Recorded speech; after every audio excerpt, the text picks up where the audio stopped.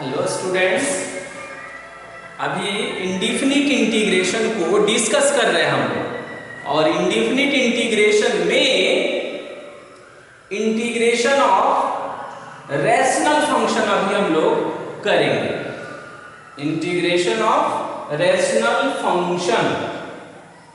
अब इस rational function का बहुत सारा टाइप है, उसमें हमने टाइप फर्स्ट को अभी सिलेक्ट किया है। तो दो चीजें हैं कि what is the meaning of rational function. Rational function हम किसे कहते हैं? तो शॉर्टकट में आपको एक बात समझ लेनी है कि अगर न्यूमरेटर पॉलिनोमियल होगा और डिनोमिनेटर भी पॉलिनोमियल होगा तो वैसे फंक्शन को रैशनल फंक्शन कहा जाता है। If numerator and denominator both are polynomial then that type of function is called rational function. जैसे ये है तो ये पॉलिनोमियल है, फर्स्ट डिग्री का पॉलिनोमियल है। आफ्टर मल्टीप्लिकेशन इसमें x का पावर 3 आएगा तो ये थर्ड डिग्री का पॉलिनोमियल है। कितने डिग्री का है? थर्ड डिग्री का पॉलिनोमियल है। तो ये फर्स्ट डिग्री का है और ये थर्ड डिग्री का पॉलिनोमियल है। तो numerator and denominator both are polynomial. It means कि this type of function is called rational function. In second example we also observe that numerator and denominator both are polynomial. It means this function is also a rational function. Okay? यानी अंश और हर अगर बहुपद होगा तो वैसे फलन को परिमेय फलन बोला जाता है। ओके? नेक्स्ट टाइप फर्स्ट हमने सेलेक्ट किया जिसमें लिखे हैं कि डिनोमिनेटर। और डिनोमिनेटर तो आप जानते हैं ना कि हर को बोला जाता है। डिनोमिनेटर क्या हो? Product of distinct linear factor. Product of distinct linear factor. P मतलब है प्रोडक्ट, D मतलब है डिस्टिंक्ट, L मतलब है लीनियर और F मींस है फैक्टर। यानी product of distinct linear factor. यानी इसका जो डिनोमिनेटर होगा वो डिनोमिनेटर जो है प्रोडक्ट होगा किसका? लीनियर फैक्टर का। और लीनियर में भी सब डिस्टिंक्ट होगा, मींस कि सब डिफरेंट होगा। एक लीनियर फैक्टर दूसरे के इक्वल नहीं होगा, यानी इसमें रिपीटेड वाली सिचुएशन नहीं क्रिएट होगी। ओके, तो फर्स्ट वाले को अब इवैल्यूएट करने के लिए हम लोग प्लानिंग बनाएंगे। यानी फर्स्ट इंटीग्रल आपके पास है 2x - 3 और ये है a² - b²। तो a² - b² को तो आइडेंटिटी आपको लर्न होगा। तो बताइए क्या लिखेंगे? x + 1 एंड x - 1 और यहां 2x + 3 एंड dx हो गया। अब इसका डिनोमिनेटर देखिए। तो डिनोमिनेटर के बारे में क्या कमेंट करेंगे कि denominator is distinct linear factor. Product of distinct linear factor, ये सब लीनियर है। x + 1 x - 1 एंड 2x + 3 ये सब लीनियर फैक्टर है। ओके, तो जब भी इसका डिनोमिनेटर जो है डिस्टिंक्ट लीनियर फैक्टर होगा तो ऐसे सिचुएशन को हम पार्शियल फ्रैक्शन पर ऐसे रिजल्ट पर जो है पार्शियल फ्रैक्शन इंपोज करेंगे हम। यानी इस रिजल्ट को पहले पार्शियल फ्रैक्शन से स्प्लिट करेंगे। इसीलिए आप देख रहे होंगे कि बहुत सारे सिलेबस में, बहुत सारे स्टेट के सिलेबस में पार्शियल फ्रैक्शन भी एक चैप्टर है। तो पार्शियल फ्रैक्शन इसलिए आपको पढ़ाई जाती है ताकि वहां का पार्शियल फ्रैक्शन आप यहाँ इंटीग्रेशन में यूज कर पाऊंगा। ओके, तो अभी जो ये रिजल्ट है उसे हम लेट करने वाले हैं। तो आप बताएंगे कि आपका रेशनल फंक्शन कितना है। आपका रेशनल फंक्शन है 2x minus 3 upon x plus 1 x minus 1 2x plus 3। ये आपका रेशनल फंक्शन है। तो रेशनल फंक्शन को हम पार्शियल फ्रैक्शन में कन्वर्ट करेंगे। कन्वर्ट करने से पहले एक क्वालिटी इसमें देखना होता है कि इट मस्ट बी प्रॉपर। क्या होना चाहिए? ये प्रॉपर होना चाहिए। प्रॉपर होने का क्या कंडीशन होता है कि न्यूमरेटर का डिग्री डिनोमिनेटर के डिग्री से कम होना चाहिए। न्यूमरेटर का डिग्री डिनोमिनेटर के डिग्री से कम होना चाहिए। इसका मतलब ये हुआ कि ये प्रॉपर है। तो जब प्रॉपर होगा तो पार्शियल फ्रैक्शन में आपने सीखा होगा कि जब ये product of distinct linear factor होता है तो कैसे कन्वर्ट करते हैं, a upon x plus 1 b upon x minus 1 और c अपॉन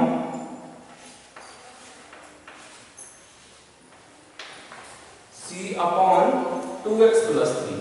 ऐसे हम इसे लिख देंगे। यानी हम ये इमेजिनेशन करते हैं कि ये रिजल्ट ऐसा बन सकता है। और लिखने का क्या तरीका होता है कि जितना सारा डिस्टिंक्ट लीनियर फैक्टर होगा वो सबको सिलेक्ट कर लीजिएगा और सबके टॉप में एक एक कांस्टेंट जो है सप्लाई करते जाइएगा और सब प्लस में रहेगा। अब है कि ऐसा क्यों करते हैं, इसका पर्पस क्या होता है मेरा?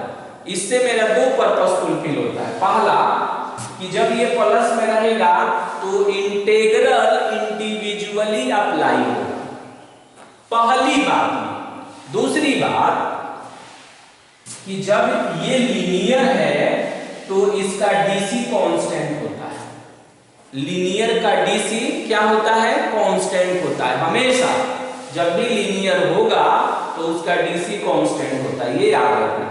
जैसे मान लीजिए हम कहेंगे कि 2x प्लस 3 है, ये लीनियर है, इसका डीसी निकालिए, क्या आएगा? 2 आएगा और 2 कांस्टेंट है ना, इसीलिए कह रहे हैं कि लीनियर का डीसी हमेशा कांस्टेंट होता है। अच्छा, तो इसका डीसी कांस्टेंट होता है, इसीलिए हमने यहाँ कांस्टेंट का इमेजिनेशन किया। और ये जब इस तरह की सिचुएशन क्रिएट हो जाती है तो लॉगरिथम फॉर्मूले से हम इसे इंटीग्रेट कर पाते हैं। लॉगरिथम जब भी इंटीग्रल में जब हम लॉगरिथम का फॉर्मूला यूज करते हैं तो हम इसका डीसी यहाँ खोजते हैं, इसका डीसी यहाँ खोजते हैं जो मौजूद रहता है और उसमें हम लॉगरिथम यूज करके इंटीग्रेट हो जाता है। यानी ऐसे कर देने से फंक्शन इंटीग्रेबल हो जाएगा, ऐसा रहने से फंक्शन इंटीग्रेबल नहीं है। इंटीग्रेबल है बट वो उस फॉर्म में अरेंज्ड नहीं है। ओके, तो इतना करेंगे। ये पार्शियल फ्रैक्शन करने का ये तरीका होता है, लेकिन ध्यान रखना है कि it must be proper rational function. Proper रहेगा तब ये स्ट्रेटजी यूज करेंगे। आप पूछेंगे कि इम्प्रॉपर रहेगा तब क्या करेंगे, तो नेक्स्ट में हम डिस्कस करेंगे। अब यहां से आप एलसीएम लीजिए, तो ये 2x माइनस 3 हमने लिख दिया। एलसीएम दोनों का कट जाएगा, इसका एलसीएम बनाएंगे तो इससे कटेगा पूरा। अब देखिए आपको तरीका एक बता रहे हैं, a के डाउन में कितना है? x प्लस 1, इसे आप छोड़ दीजिएगा, जो बच जाएगा वो a में मल्टीप्लाई कर दीजिएगा। तो ये होगा a x minus 1 2x plus 3, फिर बताइए b है, b के डाउन में क्या है? x माइनस 1, इसे छोड़ दीजिए तो x प्लस 1 होगा और 2x प्लस 3 होगा और प्लस में होगा c, तो c के जो डाउन में है उसे छोड़ दीजिए तो क्या होगा यहाँ? x प्लस 1 और x माइनस 1। ओके, कहिएगा उसका डिनोमिनेटर क्या होगा? तो दोनों का एलसीएम जो है कैंसिल हो गया, इसलिए हमने उसे नहीं लिखा। ये पहला स्टेप होता है। जैसे इस पार्शियल फ्रैक्शन को हम डन करेंगे, मेरा इंटीग्रेशन भी डन हो जाएगा। यानी ये fully depend upon the concept of partial fraction. और पार्शियल फ्रैक्शन का कौन सा वेराइटी पड़ रहा है? डिनोमिनेटर जो होगा वो product of distinct linear factor. Denominator क्या होगा? Product of distinct linear factor होगा। ओके, तो ये हमने ये फर्स्ट इंटीग्रल था। अब यहां से हम क्या करेंगे कि जब ये काम हम कर लेंगे तो मुझे a का वैल्यू कैलकुलेट करना है, b का वैल्यू कैलकुलेट करना है और c का करना है। इसके लिए मैंने आपको सिखाया है पार्शियल फ्रैक्शन में कि यहां से हम पुटिंग करते हैं। ओके, कोई बात नहीं, नहीं जानते हैं तो भी हम लोग सीख लेंगे। a के डाउन में कितना है? डाउन मतलब डिनोमिनेटर x प्लस 1 है, उसे 0 के इक्वल करिए। x का वैल्यू कितना आएगा? -1 आएगा। तो आप पहला पुटिंग जो है x के जगह पर -1 करेंगे। इसमें -1 जब करेंगे तो देखिए क्या होगा, b डिलीट होगा और c भी डिलीट हो जाएगा। x के जगह पर -1 रखेंगे तो -1 प्लस 1 0, ये b को डिलीट करेगा, c को भी डिलीट कर देगा। तो इधर से क्या बचेगा? a बचेगा। RHS में कितना होगा? a होगा। तो ये a वाला पार्ट होगा और ये बचेगा। तो आप a का वैल्यू निकालेंगे। तो a का वैल्यू निकालेंगे तो देखेंगे ये आएगा 2x - 3 x - 1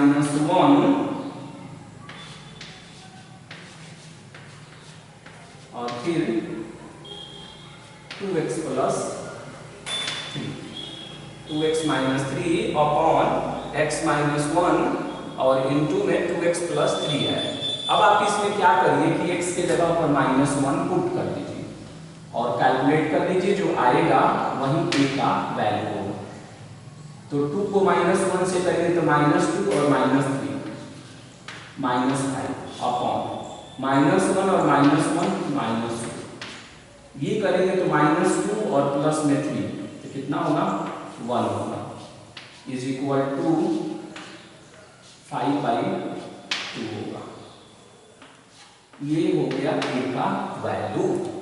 a का वैल्यू हमने कैलकुलेट कर लिया। अब हम यहां से क्या करेंगे कि b का वैल्यू कैलकुलेट करेंगे। b के लिए फिर पुटिंग करेंगे। b के डाउन में कितना है? x - 1, उसे 0 के इक्वल करेंगे तो कितना आएगा? 1 आएगा। तो आप x के जगह पर 1 पुट करिए। तो इसमें फीचर होता है कि जैसे ही 1 पुट करेंगे ना, a और c डिलीट हो जाएगा, a और c डिलीट हो जाएगा। देखिए 1 रखेंगे तो डिलीट हुआ, c 1 रख देंगे डिलीट हो जाएगा। वो फीचर हो जिसके डाउन से, जैसे b के डाउन वाले को से आपने वैल्यू निकाला तो सिर्फ d ही बचेगा, बाकी सब डिलीट हो जाता है। बताइए b का वैल्यू कितना होगा? तो b का वैल्यू होगा 2x - 3 अपॉन, और b का वैल्यू है तो ये हो जाएगा x प्लस 1 और कितना होगा? 2x plus 3। ओके, तो x के जगह पर 1 रखिए तो 2 बन जाए 2, 2 - 3 -1, 1 और 1 कितना हो गया? 2, 2 बन जाए 2 का प्लस में 3 कितना हो गया? 5 हो गया। तो ये बन जाएगा माइनस में 1 अपॉन 10 हो गया। ये किसका वैल्यू हो गया? b का। नेक्स्ट पुटिंग बताइए क्या करेंगे। c के डाउन में कितना है? 2x प्लस 3, 0 के इक्वल करिए। x का वैल्यू कितना आएगा? माइनस में 3/2। जैसे ही x के जगह पर -3/2 पुट करेंगे तो देखेंगे ना कि a और c डिलीट हो जाएगा, a और b डिलीट हो जाएगा। तो निकलेगा क्या यहाँ से? c निकलेगा। तो c का वैल्यू कितना होगा? 2x - 3 और अपॉन में x प्लस 1 और x - 1 पुट करिए।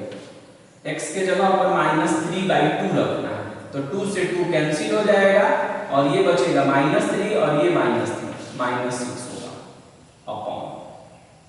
माइनस में 3/2 और प्लस में 1, ये आएगा माइनस में 1/2, माइनस में 3/2 और माइनस 1, ये आएगा माइनस में 5/2।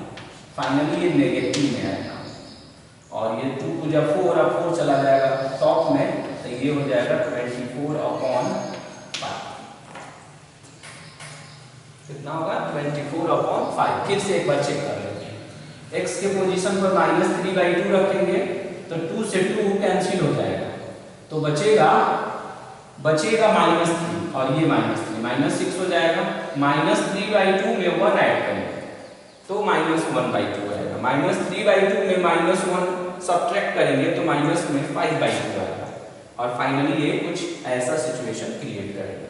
तो a भी हो गया, b भी हो गया और क्या हो गया मेरा? c भी हो गया। तो c का वैल्यू हमने कितना कैलकुलेट किया? -24/5, b का उसी तरह और वहां से a का। बस जैसे ही हमने इस वैल्यू को कैलकुलेट किया मेरा इंटीग्रल डन हो गया। अब हम चाहें तो 2x - 3 अपॉन दिस, इसको हमने ऐसे माना था, तो अब हम कैसे लिख सकते हैं इंटीग्रल में therefore capital I is equal to, अब इस रिजल्ट को हमने कैसा सेट किया था? a अपॉन x प्लस 1, तो a का वैल्यू देख लीजिए, माइनस में 5/2 और अपॉन में x प्लस 1 प्लस b का वैल्यू देखिए, माइनस में 1/10 और फिर x माइनस 1 प्लस c का वैल्यू देखिए, तो माइनस में 24 और अपॉन में 5 और फिर होगा 2x प्लस 3, ब्रैकेट क्लोज हो गया। a का वैल्यू माइनस,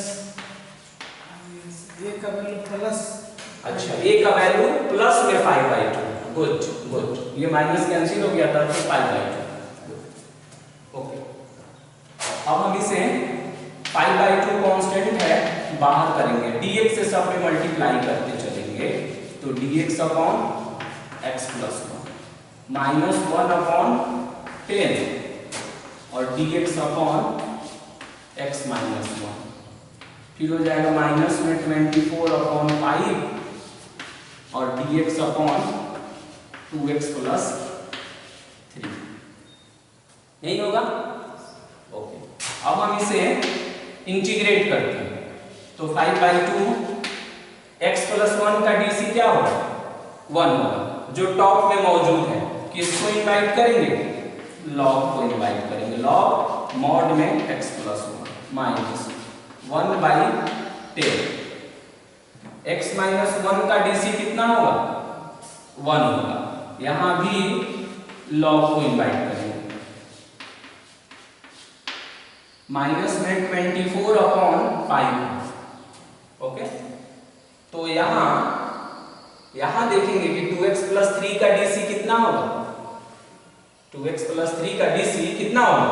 2 होगा, तो 2 यहां मौजूद नहीं है तो हमने यहां 2 लिख दिया।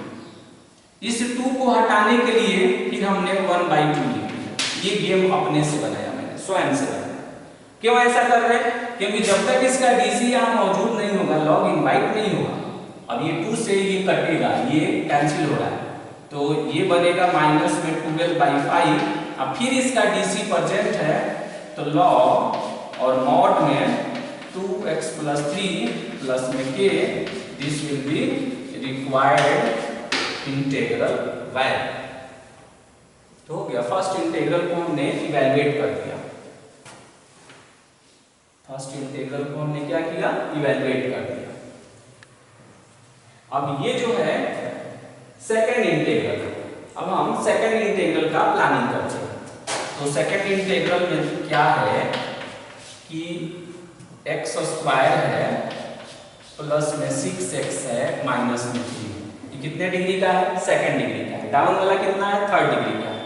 तो डाउन वाले का डिग्री उससे ज्यादा है, इसका मतलब है कि ये प्रॉपर है, यानी ये ठीक है। प्रॉपर है तो ठीक है, इम्प्रॉपर रहेगा तो ठीक नहीं है, ऐसा बोलते थे। x का कॉमन बनाएंगे तो क्या होगा, x स्क्वायर माइनस 4 dx होगा।